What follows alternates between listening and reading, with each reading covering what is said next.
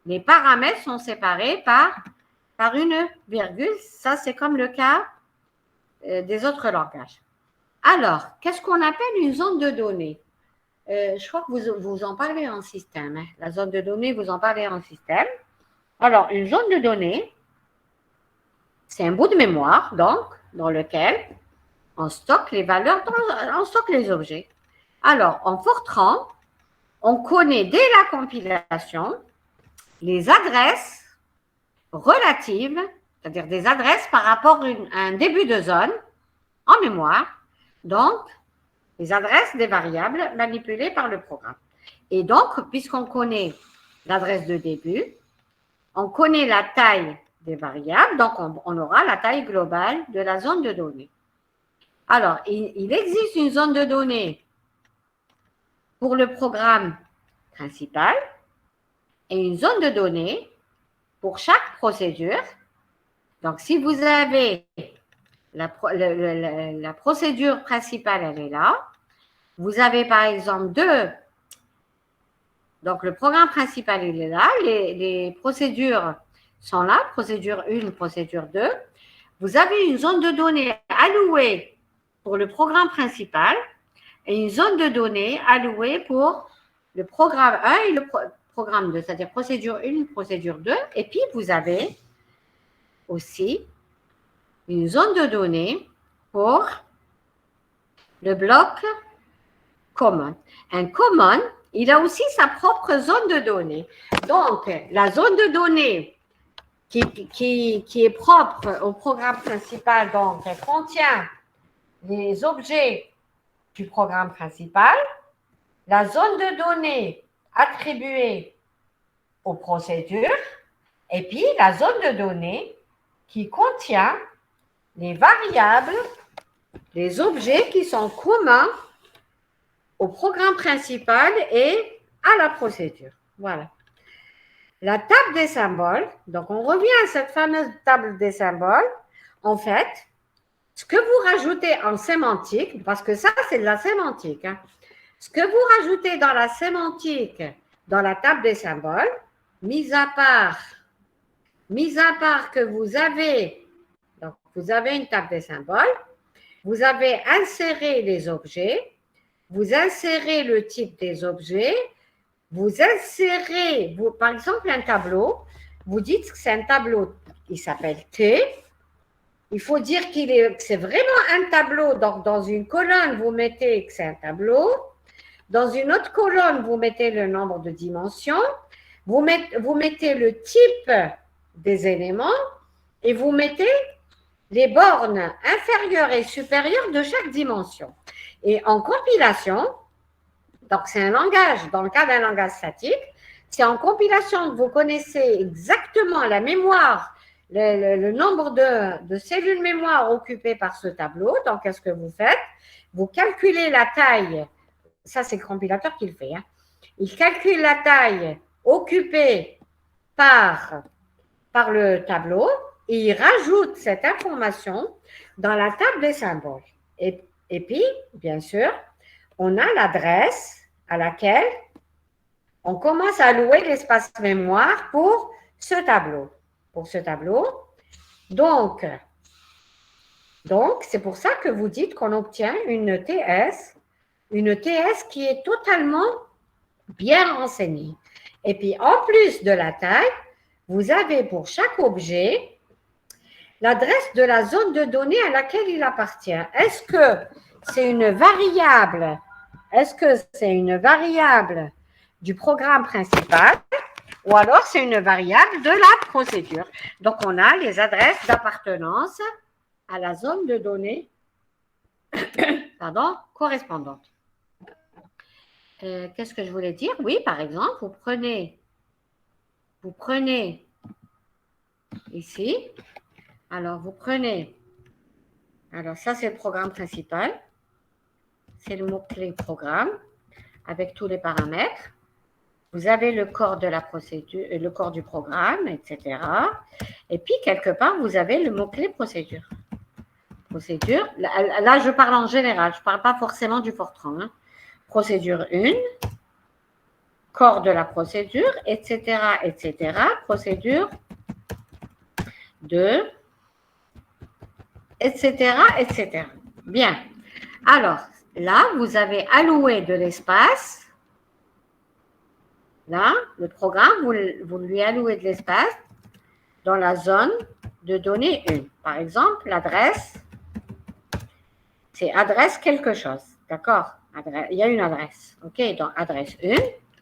Ensuite, vous allouez de l'espace pour la zone de données procédure 2. C'est la zone 2. C'est une adresse 2, etc., etc. Zone de données 3. Adresse, bon, je ne mets pas adresse 1. Adresse 1000, 2000, 4000, par exemple. 4000, par exemple. Alors, qu'est-ce que vous faites? Quand vous avez donné le nom du programme, par exemple, c'est un test, c'est le nom du programme test. Donc, vous allez aller dans la TS, vous allez trouver le mot test, l'identificateur test. Vous allez dire que c'est un nom de programme, c'est un nom de programme principal. Il a des objets. Donc, les objets de ce programme, ils vont être adressés à une certaine adresse, par exemple en mémoire 1000. Donc, la zone de données, vous rajoutez aux objets de la procédure. Vous avez inséré les objets avec tous leurs attributs. Les attributs, je ne reviens pas dessus, c'est ce que je disais, le type, que c'est bien un nom de tableau, que c'est bien une procédure, que c'est bien de type entier, etc. C'est ça les attributs. Vous rajoutez l'adresse de la zone de données à laquelle vous avez alloué de l'espace pour ces objets. Donc, quand vous rentrez dans un programme ou une procédure, vous allez trouver les objets et toutes les caractéristiques et en plus les adresses des zones de données à laquelle appartiennent ces procédures. OK, c'est bon? Alors, maintenant, je continue. Alors, ça va? Vous me suivez? Vous Oui, me madame. suivez? Oui. Est-ce qu'il y a des questions? Oui, oui. Il y a des questions? Il y a des questions? Hein? Et pourtant, le prof de l'enseignant TD, quand il vous a fait le cours, il m'a dit qu'ils m'ont posé des questions. Hein? Je lui ai dit, est-ce que ça pose des questions? Il m'a dit oui, alors que c'est moi, Makenwano. Hein? Ah, je suis déçue. Hein? Alors, bien sûr, dans la table des symboles, vous trouvez donc le nom de la zone de données à laquelle appartient l'objet, ainsi que son déplacement dans la zone. C'est-à-dire, vous avez alloué de l'espace. Ce n'est pas le premier de la zone de données, c'est par exemple le 10e. Donc, vous mettez l'adresse de base de la zone de données plus tout l'espace que vous parcourez avant d'arriver à cet objet. Alors, vous avez aussi un registre. Un registre, on l'appelle Active Area, c'est une zone de données active, donc qui contient, donc c'est un registre dans lequel est stocké l'adresse de la zone de données active. Parce que quand vous êtes en train d'exécuter un programme, à l'instant T, ce n'est pas tous les programmes qui sont en cours d'exécution. À un moment donné, il y a un seul programme, même si vous avez appelé plusieurs programmes, mais à un certain moment, il y a un seul programme qui est en cours d'exécution. Donc, il y a les registres, les différents registres, donc qui contiennent les adresses des zones de données. À un certain moment, il y a une adresse, il y a un registre qui contient l'adresse de la zone de données active, c'est-à-dire la procédure active. Alors, la zone de données du programme principal. Dans cette zone, donc elle est là, on retrouve, donc c'est la zone de données du programme, donc le programme principal, on retrouve les variables du programme principal qui ne sont pas dans le common, ainsi que les temporaires. D'accord? Donc, je vous ai dit que pour un programme, il y avait 3 zones de données. Il y a la zone de données du programme principal, il y a la zone de données de la procédure appelée par le programme principal et la zone de données du commande. Donc, en tout, il y a 3 zones. La première, c'est la zone de données du programme principal. Que contient? Ça contient donc les variables du programme principal qui n'existent pas dans le bloc commande, qui ne sont pas mises en commun, bien sûr, et qui n'appartiennent pas à la procédure aussi, hein, ainsi que les temporaires. Vous vous rappelez ce que c'est les temporaires dans un programme? Dans un programme, quand vous faites des calculs, vous utilisez ce qu'on appelle des variables intermédiaires qui vous permettent de stocker des résultats intermédiaires. Vous avez calculé, vous devez faire A multiplié par B plus C. Vous faites A plus B, A multiplié par B plus C. Vous faites d'abord A fois B, vous stockez quelque part, vous rajoutez C et vous stockez quelque part. C'est ce qu'on appelle les variables. C'est ce qu'on appelle les variables temporaires. OK? Au fait, qu'est-ce qu'on a dit? Ou alors je reposerai ma question tout à l'heure. Je reposerai ma question tout à l'heure. Alors, la zone de données du sous-programme, elle est structurée de la même façon, sauf que vous avez des paramètres implicites. Qu'est-ce que ça veut dire, les paramètres implicites? Vous les connaissez. Vous les appelez peut-être autrement, mais vous les connaissez, je suis sûre. Alors, d'après vous, qu'est-ce que ça vous rappelle, les paramètres implicites? Hein? C'est quoi les paramètres implicites? Alors, chers étudiants? C'est l'adresse de retour. Alors, par exemple, c'est toutes les adresses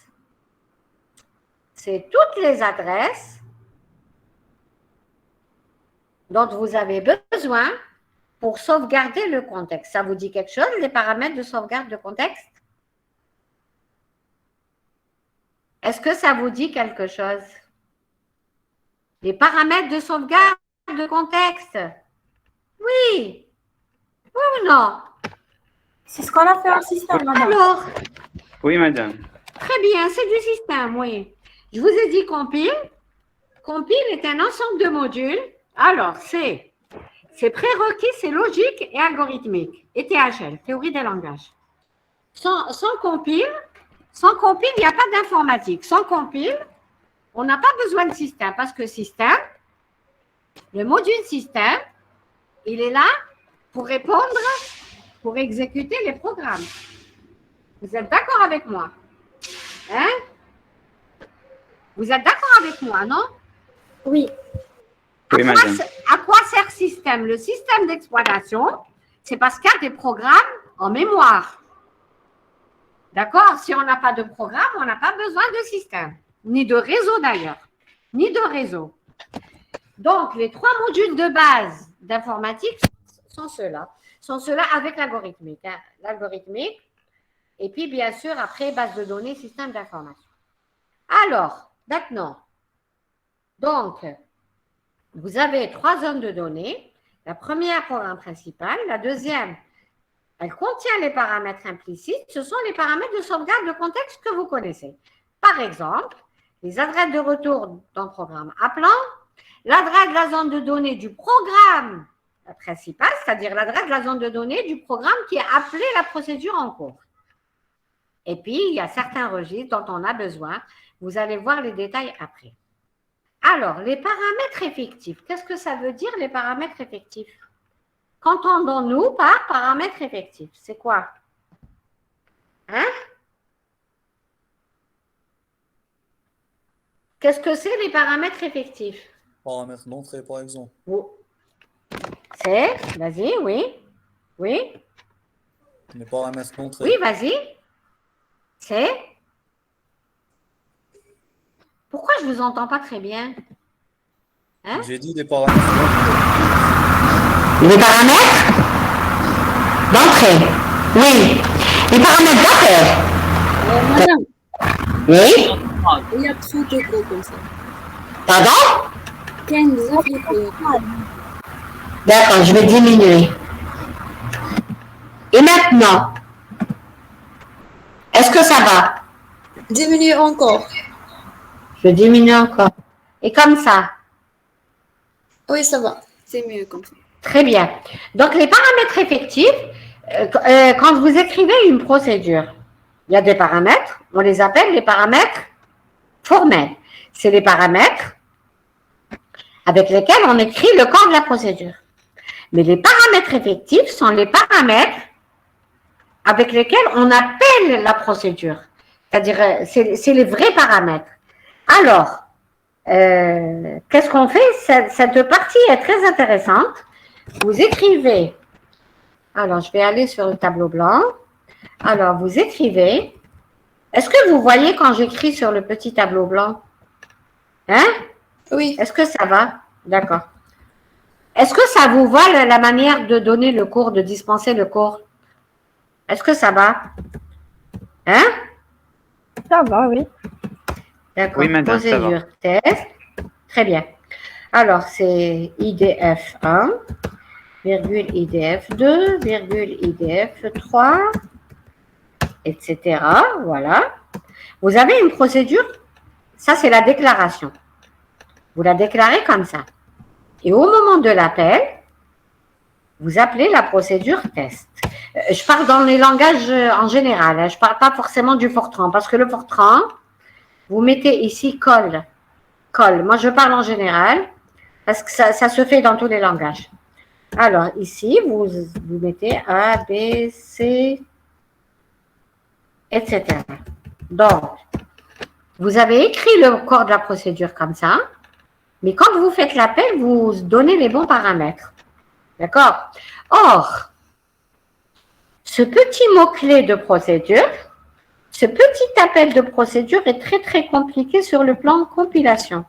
Ce n'est plus la complication du if then else. Si vous vous rappelez le if, condition, then, instruction, else, instruction.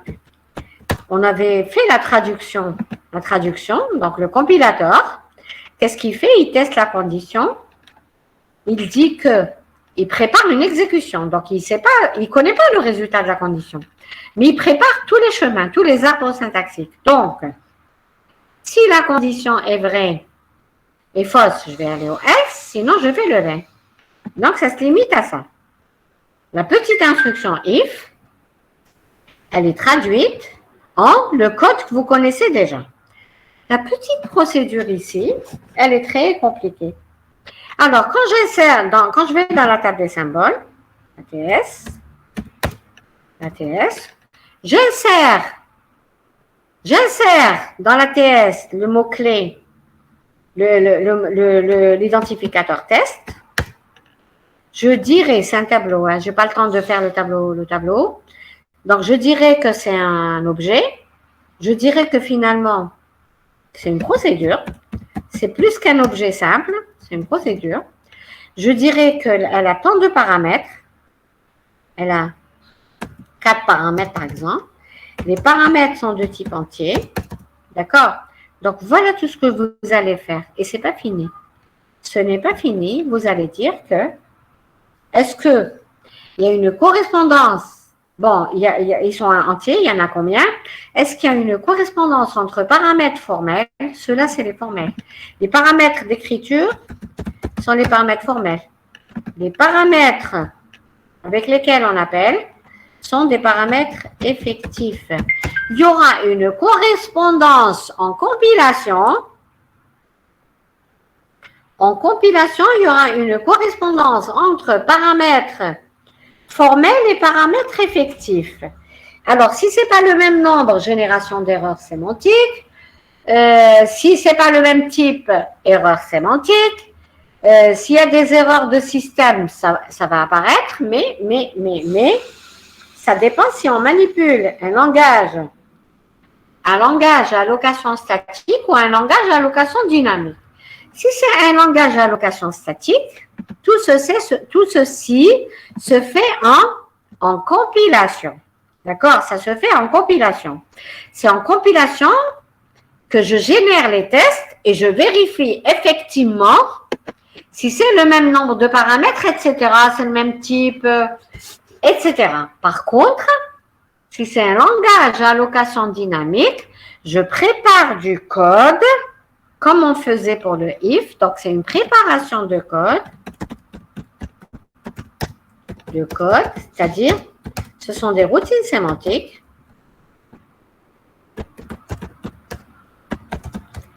Ce sont des routines sémantiques qui vont être appelées, elles vont être écrites en compilation, mais c'est pendant l'exécution qu'elles vont être mises à jour. C'est-à-dire, les bons résultats, vous les aurez pendant l'exécution. Donc, voilà pourquoi j'ai dit que le petit mot procédure est très, très compliqué. Il a l'air tout simple sur le plan syntactique, mais sur le plan sémantique, il y a beaucoup de choses à faire. Donc, c'est des procédures qu'il faut écrire. Donc, la petite procédure qui s'appelle procédure test, elle va être générée en plusieurs instructions. Le code, il va être très, très long. Je vous ai dit que le compilateur, c'est un bébé. Il ne sait pas qu'est-ce que ça veut dire le mot-clé procédure. Il faut lui dire que, bon, vous êtes là, procédure. Il ne sait pas quoi faire.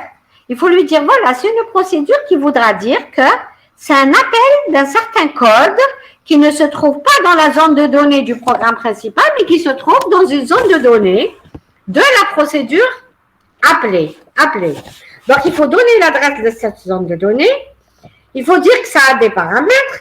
Il faut lui dire qu'il faut vérifier la correspondance entre paramètres formels et paramètres effectifs.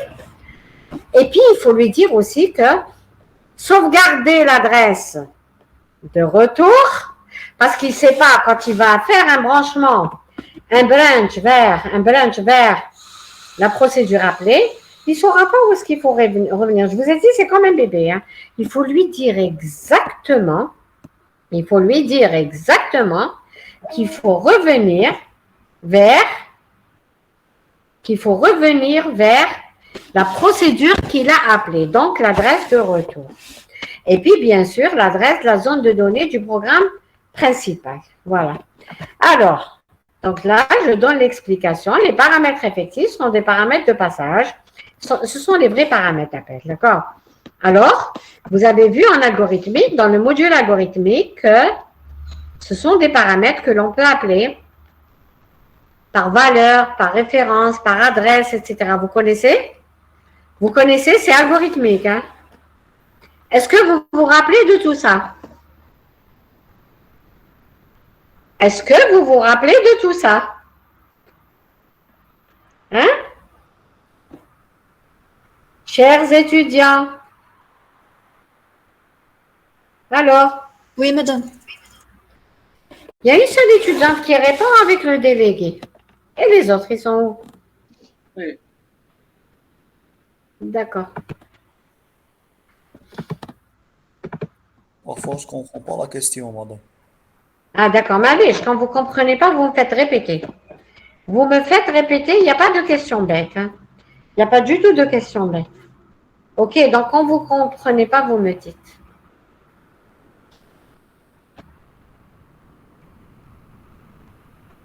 OK.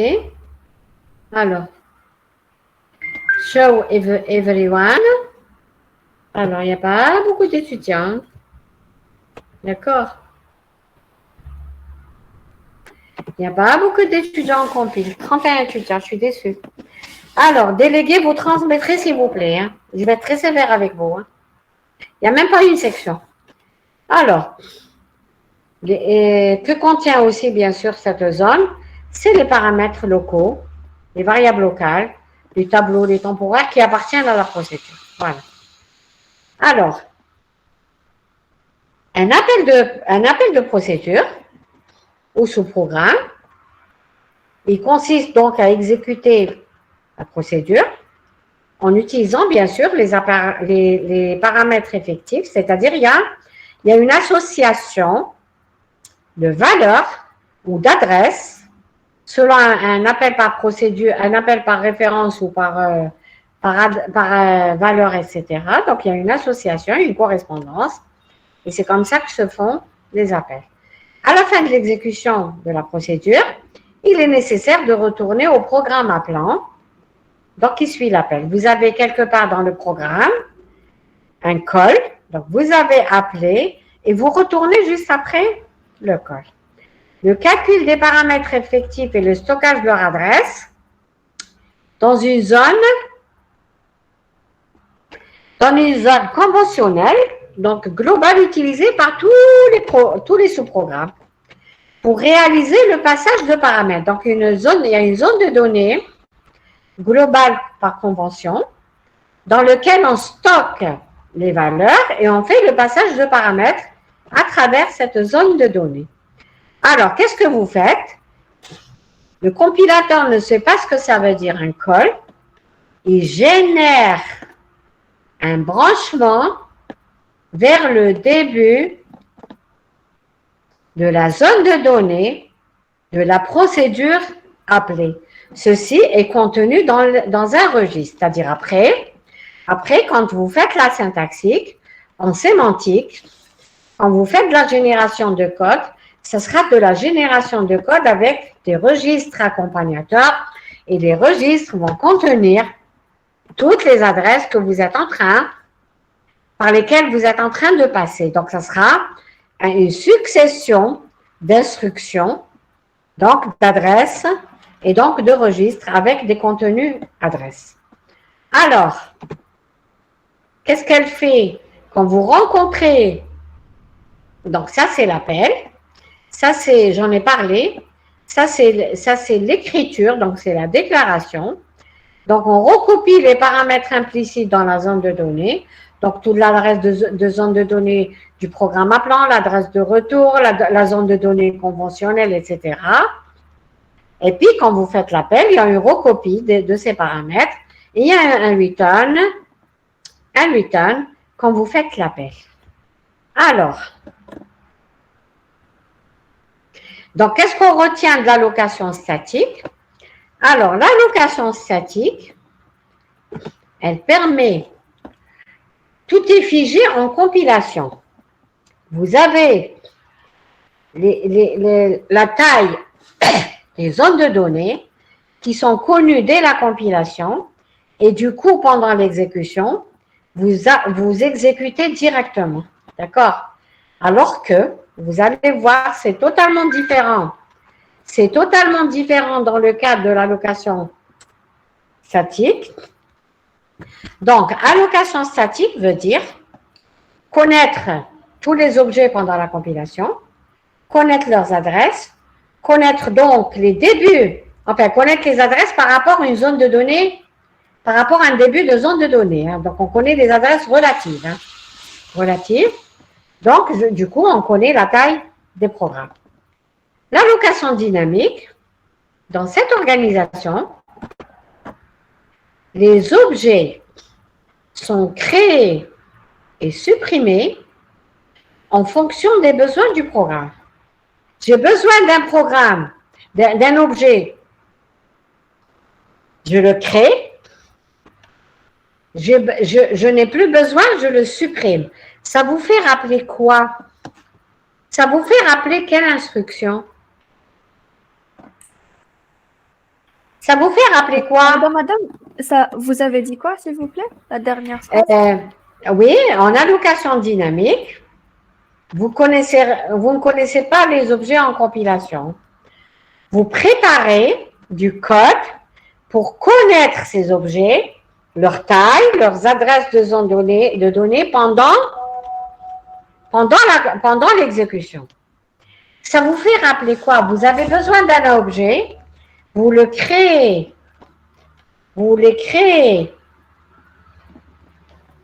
pendant l'exécution, vous sortez de l'exécution, il n'y a plus trace de cet objet. Ça vous fait rappeler quoi? Les pointeurs? Les pointeurs, oui, il y a une notion de pointeur Mais quelles sont les instructions qui vous permettent de créer, de supprimer des objets? Free et alloc. Oui, c'est free and alloc, c'est ça. C'est ça. Donc, c'est de ça qu'on va parler. OK? Donc, ça, c'est le cas de l'organisation dynamique. Et donc, ça change de la compilation statique. En fait, qu'est-ce qui change? On fait exactement le même code. C'est le même code, sauf que dans le cas dynamique, dans le cas statique, il le fait réellement en compilation. Toute l'allocation, il l'a fait en compilation. Il laisse les calculs, il laisse l'exécution. Ce qui doit être exécuté, il la laisse à l'exécution. Mais pendant la compilation, il fait toutes les réservations. Il prépare tout. Alors que, en allocation dynamique, il prépare, mais il ne calcule pas les adresses.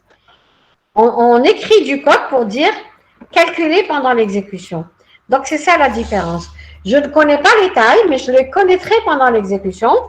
Alors, la différence aussi, c'est que c'est important, quand je sors de la compilation dans le cas d'un langage, quand je sors de l'exécution dans le cas d'un langage statique, les programmes, ils sont encore présents en mémoire. Quand je sors de l'exécution, les programmes sont présents en mémoire. Dans l'allocation dynamique, dès que je sors de l'exécution, tout est supprimé, il n'y a plus rien. Voilà. Alors, dans cette organisation, les objets sont créés et supprimés en fonction des besoins du programme, de façon claire, à un bout de programme, donc un programme, un bloc ou procédure. Un bloc, vous allez voir, dans certains langages, il se comporte comme une procédure. Donc, dans ce cas-là, qu'est-ce qu'on fait? On associe un ensemble de données. Ainsi, lorsque l'on exécute ce bloc, d'accord?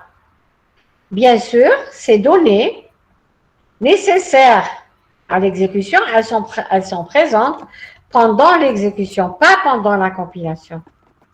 Et dès que l'exécution du bloc ou de la procédure est achevée, on libère l'espace mémoire occupé par ces données qui deviennent inutiles, mais pendant l'exécution, c'est-à-dire quand je sors de la procédure n'existe plus pour moi. Vous allez voir, hein, c'est quelque chose de très, très intéressant et de différent du cas statique. C'est-à-dire pendant la compilation, dans le cas statique, j'ai tout, et même pendant l'exécution, le tout est présent en mémoire. Je sors, j'ai tout qui est encore, c'est des images qui sont encore en mémoire. Dans le cas de l'allocation dynamique, je sors, tout est parti. Tout est parti. À l'instant T, on dira qu'à l'instant T, il y a une seule zone de données qui est présente, qu'on voit, on dit que c'est la zone de données active. D'accord? C'est la zone de données active. Alors, dans ce type d'organisation, la mémoire est gérée comme une pile. Ce n'est pas comme en statique. En statique, tout est séquentiel. En dynamique, c'est géré comme une pile. C'est le cas du C, de la Go, etc. Qu'est-ce qu'on fait? On alloue de l'espace mémoire aux objets manipulés par les bouts de programme, par les parties de programme qu'on appelle le display. Le display. Alors, que contient ce display? Donc, c'est une pile dans laquelle une zone de dynamique est allouée, est associée à chaque activation, c'est-à-dire à chaque exécution. À chaque fois que j'appelle la procédure, sa zone de données est activée. Je ne vois que cette zone de données. Je vois à un instant donné que cette zone de données, comment vous appelez un système la zone de données? Vous l'appeliez segment, je crois, un segment de données. Hein?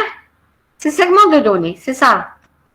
Alors, elle contient, cette zone de données, elle contient les informations de longueur fixe spécifiées dans la procédure, par exemple les variables de longueur fixe, les vecteurs de renseignement. Vous vous rappelez ce que c'est un vecteur de renseignement? Je crois que vous l'avez vu la semaine passée, je n'ai pas pu faire le cours. Il a été fait par M. Himran. Un vecteur de renseignement, est-ce que vous vous rappelez ce que c'est un vecteur de renseignement? Est-ce que vous vous rappelez? Hein? Non, madame. Un vecteur de renseignement est un vecteur, c'est un genre de TS. C'est la TS dans le cas d'un tableau, par exemple, d'un tableau, d'une matrice, etc., ou d'un fichier, un enregistrement. Il contient les caractéristiques de ce tableau. Par exemple, c'est le nom du tableau, c'est la TS, c'est le nom du tableau, le type des éléments, le nombre des éléments, le nombre de dimensions, la dimension inférieure, la dimension supérieure et la taille du tableau. C'est ce qu'on appelle un vecteur de renseignement. C'est-à-dire qu'il ne contient pas les éléments eux-mêmes, hein. Il contient les renseignements concernant les éléments du tableau. Alors, les éléments de longueur variable sont engendrés, c'est-à-dire on leur alloue de l'espace à partir du sommet courant de la pile. Parce qu'en fait, c'est une pile. Regardez, c'est une pile.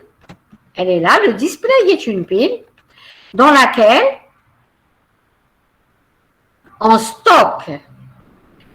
Donc, à un certain moment, il y a une seule procédure qui est en cours d'exécution. C'est ce qu'on appelle la procédure I. C'est elle qui est en cours d'exécution. Donc, ce display, cette pile, c'est la pile des données de la procédure I. Mais la procédure I, elle a été appelée par un programme principal, par une procédure 1, par une procédure 2, etc. par exemple. D'accord. Donc, le display de la procédure I, il contient l'adresse de la zone de données. C'est des paramètres dont on a besoin. Donc, c'est l'adresse de la zone de données du programme principal qui a appelé la procédure I, l'adresse de la zone de données de la procédure 1 qui a appelé aussi la procédure I, etc. Donc, toutes les imbrications des procédures qui ont appelé la procédure I, vous retrouvez les adresses des zones de données. Et du coup, à l'instant T, vous n'avez pas accès, vous ne voyez pas le display de la procédure 1, vous ne voyez pas le display de la procédure 2, par contre, vous voyez le display de la procédure I, mais vous avez accès aux adresses des zones de données, des procédures appelantes à la procédure I. Donc, n'oubliez pas cette information. Donc, je connais les adresses des zones de données des procédures appelantes. Alors, par contre, à l'instant T, une seule est en cours d'exécution, c'est-à-dire ActiveArea. ActiveArea, c'est le registre actif. Il contient, à l'instant T, il contient l'adresse de la procédure active. C'est-à-dire, il contient quoi? Il contient l'adresse de la zone de données de la procédure I. C'est quoi l'adresse de la zone de la procédure I? C'est celle-là. Elle est là. Elle est là. C'est celle-là. Et en même temps, c'est celle-là. Le registre, il est là. L'adresse du registre, ça sera l'adresse de la zone de données de la procédure I. En fait, il y a une sauvegarde ici. C'est-à-dire le registre courant, il a l'adresse de la zone de données active, c'est celle-là. Et en plus, cette adresse, elle est empilée dans le display, dans la pile. Voilà. Alors, donc, il a cette forme.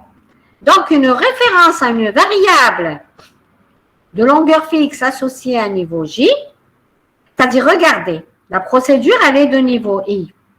Elle est de niveau J, pardon. La procédure, elle est de niveau I. Mais je veux chercher l'adresse d'une variable de niveau J.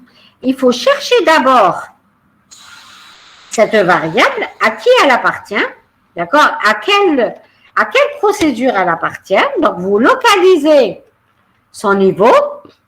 Donc, ça peut être la procédure 1, ça peut être la procédure 2, etc.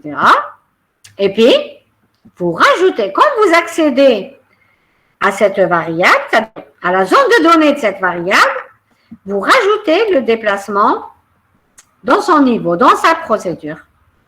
Alors, en fait,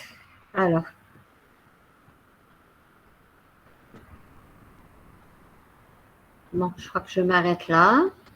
Bon, je vais m'arrêter là, je laisse la suite pour le présentiel. Par contre, je voulais vous dire, qu'est-ce que...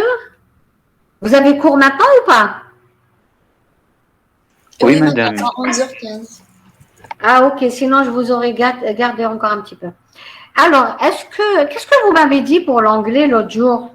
L'autre jour, la prof, elle a dit que c'est en présentiel. C'est ça? C'est ça? Vous parlez de... Pardon. Module d'anglais en CP. Qu'est-ce que vous préconisez? Qu'est-ce que vous avez dit? Elle voulait faire le cours en présentiel. Et aussi l'examen. Le cours? Même l'examen. Hein? Même l'examen. Oui, l'examen, ou surtout l'examen, oui. Donc, l'examen va être fait en présentiel, c'est ça? Oui, elle voulait le faire en présentiel. D'accord. Ountuma, où je les étudiants? La moitié veulent le passer en ligne. C'est pas bon en ligne, hein. D'accord? Ils sont contre les enseignants d'anglais. Bon, on verra. Par contre, pour Compile, vous avez dit que vous préférez une EMD faite, un contrôle continu fait, c'est ça? Oui, la plupart. D'accord, c'est-à-dire vous préférez faire le contrôle avant, ok? Oui, mais c'est Ok. possible après les Si c'est possible après les vacances, parce qu'elle a le rattrapage la semaine prochaine en présentiel. D'accord, très bien, ok, très bien. Bon, je vous libère, hein, ok? Merci, mais D'accord, je suis pas très contente, hein, d'accord? Vous transmettrez à mes CRM et Merali. Merci. Merci, Au madame. revoir. Bonne journée. Au revoir. Merci. Bonne journée. Au revoir.